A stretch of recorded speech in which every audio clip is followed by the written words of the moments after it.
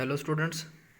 देखो हमने last class में एक्सरसाइज 7.2 चैप्टर 7 कोऑर्डिनेट मैथमेटिक्स में जो है उसका फर्स्ट क्वेश्चन हमने कराया था। ठीक है, वैसे तो इसमें ज़्यादातर क्वेश्चन जो हैं लगभग सेम पैटर्न पर ही हैं, छोटे छोटे चीज़ें हैं वो समझनी है बस आपको। ठीक है, तो वही मैं समझा रहा हूँ। इसमें क्या है, सेकंड क्वेश्चन में आपको दिया हुआ है find the coordinates of the point of trisections of the line segment joining 4, -1 and -2, -3। ठीक है, ये आपका क्वेश्चन है। क्वेश्चन का मतलब समझ लो, क्वेश्चन आपके पास लिखा हुआ ही है बुक में पहले से ही। एक तो हमारे पास पॉइंट है ए, ठीक, एक ए पॉइंट है और एक पॉइंट है हमारे पास बी। ठीक है, जो ए पॉइंट है उसके कोऑर्डिनेट है 4, -1 और जो बी कोऑर्डिनेट है उसके पॉइंट है -2, -3। ठीक, तो आपको क्या करना है इनमें इन्होंने बोला है कि तीन सेगमेंट बनाए हैं जो कि इक्वल हैं, ए से पी तक, पी से क्यू तक और क्यू से बी तक।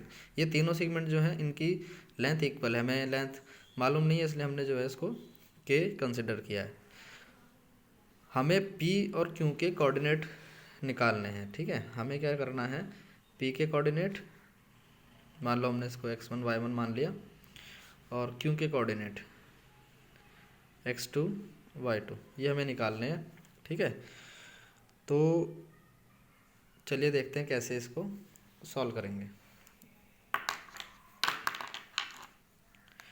सबसे पहले हम मान लेते हैं सॉल्यूशन।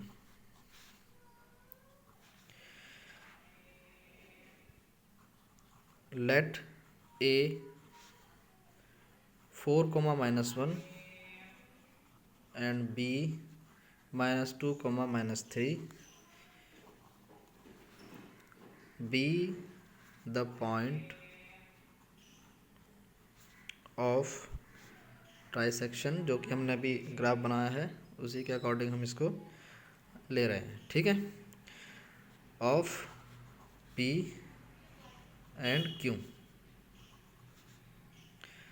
ठीक है, अब हमने क्या किया है, ये हमने भी ग्राफ के थ्रू मैंने जो बताया वही चीज़ मैंने यहाँ पर लिखी है कि भाई एक पॉइंट है ए और एक पॉइंट है बी। ठीक है, जिसमें ट्राइसेक्शन हो रहे हैं, जिसमें कि मिडिल पॉइंट हमारे पी और क्यू हमें मिले हैं। ठीक है, अच्छा अगर मैं ऐसा कह रहा हूँ तो इसका मतलब हमारे पास एक चीज़ होगी, then A P is equal to P Q is equal to Q B. जैसे कि मैंने ये बताया कि अगर मैं इस ग्राफ को मानता हूँ तो इसका मतलब क्या है कि A P is equal to होगा पी क्यू के और पी क्यू इक्वल होगा क्यू बी के। ये चीज़ हमने यहाँ पर लिख दी है और इन तीनों की जो लेंथ है हमने इसको इक्वल माना है के। ठीक, अब अगर मैं पी बी की बात करूँ, मान लो पी बी क्या है। ठीक है, जैसे पी बी जो है, ये जो पी बी है वो क्या है, P Q plus Q B, P Q plus Q B. तो पी बी को हम क्या लिख सकते हैं, हम लिख सकते हैं P Q plus Q B. ठीक है, और अगर मैं इन दोनों की लेंथ जो मैंने भी कंसिडर किया वो दोनों के थी, के प्लस के अगर मैं करूँगा तो ये हो जाएगा कितना, 2k। ठीक, ये बात समझ में आती है। अच्छा, उसके बाद हम लेते हैं, मान लो हमने लिया ए क्यू। ए क्यू कैसे मिलेगा हमें, अगर मैं ए क्यू निकालना चाहता हूँ तो ए क्यू मुझे कैसे मिलेगा, A P plus P Q. अगर मैं ए क्यू निकालना चाहता हूँ तो कैसे मिलेगा, A P plus P Q. ठीक है, तो ए क्यू क्या हो जाएगा, A P plus P Q. ये भी कितना हो जाएगा हमारा, 2k। यहाँ तक की बात समझ में आती है। अब देखो अगर मैं ए पी और पी बी का रेशो निकालूं, ए पी और पी बी, जैसे मान लो ये है ए पी और पी बी। ठीक, ये एक यहाँ से यहाँ, ठीक है, और फिर यहाँ से यहाँ, इन दोनों का मैं रेशो निकाल रहा हूँ। ठीक, तो जो मुझे रेशो मिलेगा वो रेशो कितना होगा, अब देखो ए पी पी बी। ठीक है, अगर मैं इसको ऐसे लिखता हूँ तो ए पी की वैल्यू हमारे पास क्या है, ए पी तो हमारे पास सिर्फ के है, क्योंकि ए पी कितना है, यहाँ से यहाँ तक है तो के है। और जो पी बी है जो पी बी है वो 2 से मिल करके बना है, तो हमारे लिए कितना हो जाएगा 2p। ठीक है, तो इसको हम कह सकते हैं ऐसे 2k।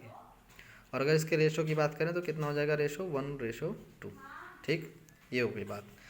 अच्छा, अब अगर मैं बोलूँ and A Q ratio Q B.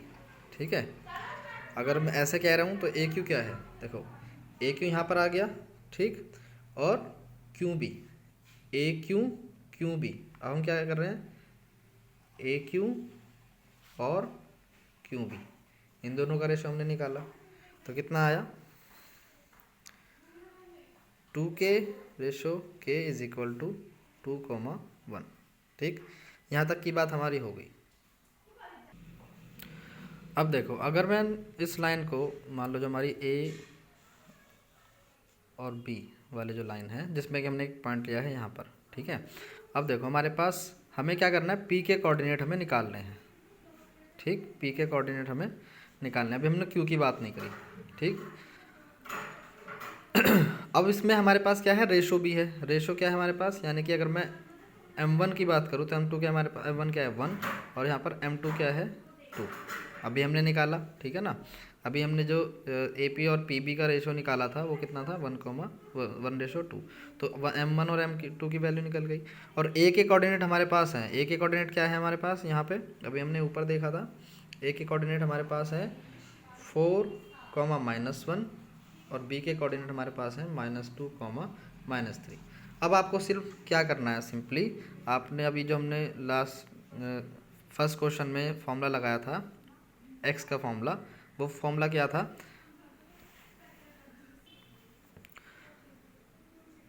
m1x2 plus m2x1 और अपॉन में m1 प्लस m2। ठीक है, ये हमारे लिए x के लिए था। और इसी तरह से हमने जो y का फॉर्मूला लिखा था वो क्या था, m1y2 प्लस m2y1 और अपॉन में m1 प्लस m2। जो आप इस फॉर्मूले को यूज़ करेंगे, आपके पास x1 y1 की, इसको हम लिख देते हैं x1 y1 और x2 y2। ठीक है, आपके पास x1 की वैल्यू आ गई, x1 y1 की, x2 y2 की वैल्यू आ गई, और आपके पास m1 और m2 की वैल्यू भी है। तो आप यहाँ से x का फॉर्मूला हमने ये लगाया और इसको लगाने के बाद आप इसको निकाल सकते हैं। मैं इसको डायरेक्ट कर रहा हूँ, सॉल्यूशन आपके ऊपर छोड़ रहा हूँ। अगर सॉल्यूशन में कोई दिक्कत आती है तो आप इसको डिस्कस कर सकते हैं। ठीक है, तो जो इसमें आएंगे आपके पॉइंट्स, इसमें जो पॉइंट निकल करके आएंगे वो क्या होंगे, 2,-5/3। ठीक है, तो ये किसके कोऑर्डिनेट हो गए, ये हो गए आपके p के। ठीक, इसी तरह से आप इस बार जैसे मान लीजिए हमने a और b लाइन अगेन ले ली हमने, ठीक है, इस बार हमने q पॉइंट लिया। ठीक, अब आपके पास क्या है, यहाँ पर हमें क्या निकालना है, q पॉइंट निकालना है। ठीक है, इस बार q के पॉइंट x और y मान लेंगे। a के कोऑर्डिनेट हमारे पास हैं ही पहले से, ठीक है, क्या है 4,-1। b के कोऑर्डिनेट क्या है हमारे पास -2,-3। ठीक है, और रेशो क्या है, यानी कि m1 की वैल्यू क्या है, m1 = 2 और m2 = 1। ये आपने किया। और जो आप इससे निकालेंगे तो q के जो आपके कोऑर्डिनेट आएंगे, अगेन वही फॉर्मूले आप लगाओगे, तो आपके जो कोऑर्डिनेट आएंगे वो आएंगे 0,-7/3। ठीक, इस तरह से आपका जो सेकंड क्वेश्चन है वो सॉल्व होता है। अच्छा, इन्होंने थर्ड क्वेश्चन दिया है, थर्ड क्वेश्चन लिख लेते हैं हम।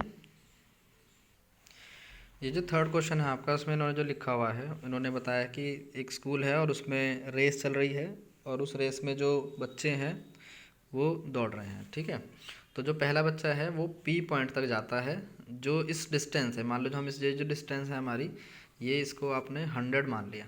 ठीक है, अब इसको आपने 100 मान लिया, ये सारी जो डिस्टेंस है ऊपर की वो 100 है।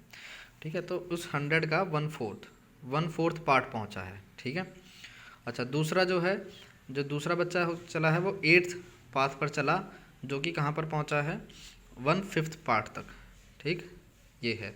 तो आपको बताना है कि P से Q तक के बीच की डिस्टेंस कितनी है, यानी कि इन दोनों के बीच की डिस्टेंस कितनी है। उन्होंने फ्लैग बताया है, फ्लैग क्वेश्चन में, कि फ्लैग की यहाँ से यहाँ तक की डिस्टेंस कितनी है। ठीक है, तो इसमें देखो सबसे पहले आपको क्या चाहिए, आपको चाहिए कोऑर्डिनेट।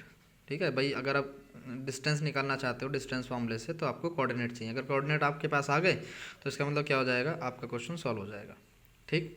अच्छा, जैसे यहाँ पर अगर मैं इसको मानूँ, जैसे यहाँ पर मैं मान रहा हूँ, तो ये क्या है, ये हमारा सेकंड है, ठीक है ना, एक्स एक्सिस पर सेकंड पॉइंट, यानी कि हमारे पास अगर मैं पी के कोऑर्डिनेट की बात करूँ तो हमारे पास एक कोऑर्डिनेट तो आ जाता है जो कि 2 है। ठीक है, अब मुझे दूसरा कोऑर्डिनेट चाहिए। दूसरा कोऑर्डिनेट इन्होंने साफ नहीं किया, इन्होंने कहा कि जो डिस्टेंस है पूरी उसका 1/4 है, यानी कि अगर मैं 100 का 1/4 करूँ तो मुझे पी के कोऑर्डिनेट मिलेंगे। इसका मतलब क्या है कि इसका हो जाएगा 2,25। तो पी के कोऑर्डिनेट आ गए। अब देखो क्यू की बात करते हैं। क्यू में क्या है, इन्होंने 8 लिया है यहाँ पर, है ना, जो डिस्टेंस है एक्स एक्सिस पर वो क्या है 8 है, तो हम यहाँ से क्या ले लेंगे, एक्स तो हमारा क्या आ गया 8 आ गया, और इन्होंने 100 वाले पाथ को 1/5 बोला है, तो यानी कि हम यहाँ से क्या कर देंगे 100 × 1/5। ठीक, जब आप इसको सॉल्व करोगे तो आपके क्यू के जो कोऑर्डिनेट आ जाएंगे वो क्या आ जाएंगे 8,20। ठीक, तो आप देखो आपके पास P और Q दोनों कोऑर्डिनेट आ गए हैं।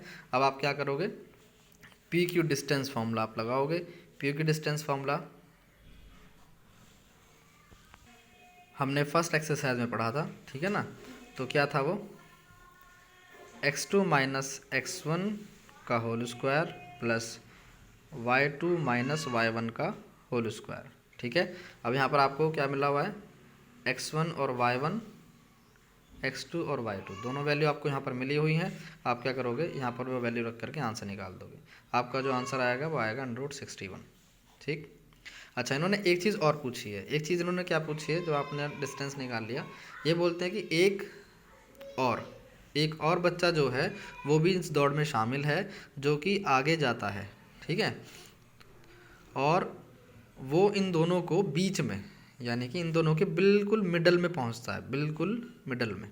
ठीक है, तो आपको बताना है कि उस बच्चे के जो इनके मिडल में पहुंचा है उसके जो कोऑर्डिनेट्स हैं वो क्या होंगे, या फिर वो कहाँ पर वो पहुंचेगा। ठीक, अब देखो आपके पास पी और क्यू के कोऑर्डिनेट आ गए हैं।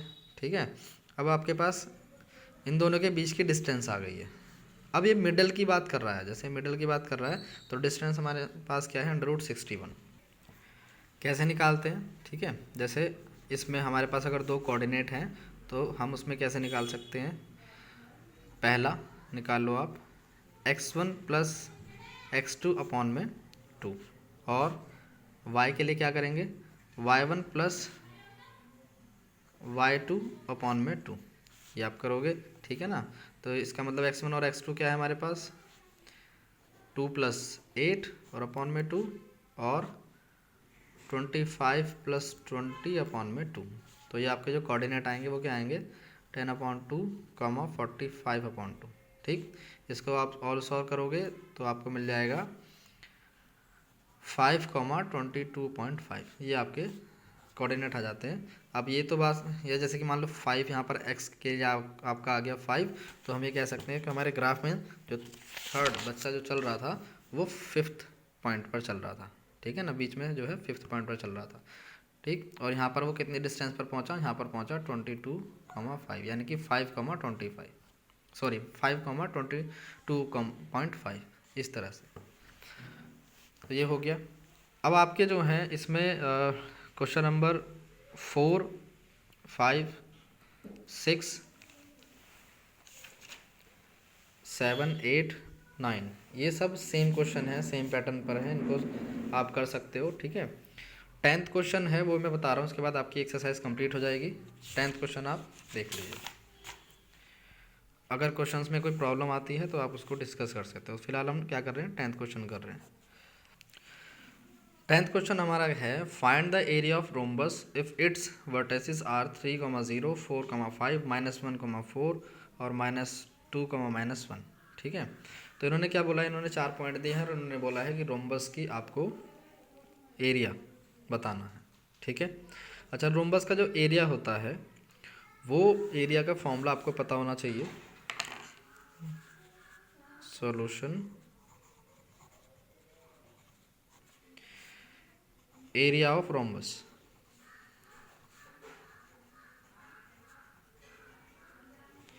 एरिया ऑफ रोम्बस क्या होता है, 1/2 into product of lengths of diagonal. ठीक है, जो रोम्बस होता है उसके डायगोनल यानी कि जो टेढ़ी लाइनें होती हैं उनका प्रोडक्ट आपका रोम्बस का एरिया होता है 1/2। तो हमें क्या करना है मेनली, अगर मैं इसके पॉइंट्स की बात कर रहा हूँ तो हमारे पास जो है वी हैव, जो हमारे पास पॉइंट होंगे वो क्या होंगे, ए पॉइंट हमारे पास होगा 3,0, बी पॉइंट हमारे पास होगा 4,5, सी पॉइंट हमारे पास होगा -1,4 और डी पॉइंट हमारे पास होगा -2, -1। ठीक है, ये हमारे पास पॉइंट है। हमें क्या निकालना है, हमें दो डायगोनल इसके निकालने हैं। तो पहला डायगोनल क्या हो जाएगा, पहला डायगोनल हो जाएगा ए सी। ठीक है, ए सी का मतलब है कि आपको ए और सी के बीच की डिस्टेंस निकालनी है। ए और सी के बीच की डिस्टेंस, अगेन वही डिस्टेंस वाला फॉर्मूला, पॉइंट्स अगर आपके पास हैं क्या होता है, x2 माइनस x1 का होल x1 का whole square plus y2 minus y1 का होल स्क्वायर। ये फॉर्मूला आप लगाएंगे तो आपको ए सी की डिस्टेंस मिल जाएगी। इसको सॉल्व करेंगे तो आपको आएगा 4√2। इसी तरह से आपको एक निकालना है diagonal B D. Diagonal B D आप निकालेंगे तो वो इसी फॉर्मूले से आपका आएगा 6√2। ठीक, उसके बाद आप सीधा एरिया का फॉर्मूला जो आप लगाते हैं वो आप लगाएंगे। एरिया का फॉर्मूला क्या होगा, 1/2 इंटू ए सी इंटू बी डी। इसको आप सॉल्व करेंगे 1/2 हो जाएगा। ए सी क्या आया था हमारा 4√2 और बी डी क्या आया था 6√2। ठीक है, इसको आप सॉल्व करेंगे तो आपका जो आंसर आएगा वो आएगा 24 स्क्वायर यूनिट। ठीक है, ये आपका क्या आया है एरिया का, रोम्बस का एरिया। ठीक, तो यहीं पर आपकी जो है 7.2 एक्सरसाइज कंप्लीट होती है। बीच में जो क्वेश्चंस हैं उनमें कोई प्रॉब्लम आती है तो आप डिस्कस कर सकते हो। डिस्टेंस है और सेगमेंट्स हैं और कुछ नहीं है। ठीक है, बाकी हम नेक्स्ट क्लास में बात करेंगे अगले एक्सरसाइज की 7.3 और उसके बाद 7.4 शायद ऑप्शनल है, तो 7.3 लास्ट एक्सरसाइज है, वो भी आपको आज शाम को या फिर कल मिल जाएगी। ठीक है, चलिए मिलते हैं नेक्स्ट क्लास में।